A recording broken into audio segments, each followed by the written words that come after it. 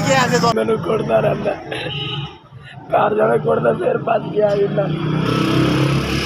असी गरीब लोग हैं साढ़े तो इस तो उत्ते कोई नहीं है मैं इस गल तो कंबल उनके को खो रहा सी बिस्तरा नहीं है कोई सह नहीं है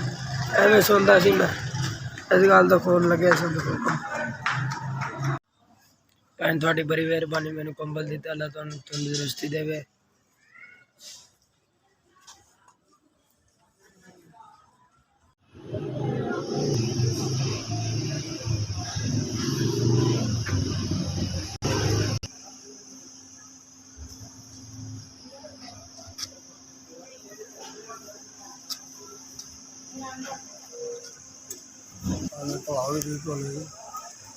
मेहरबानी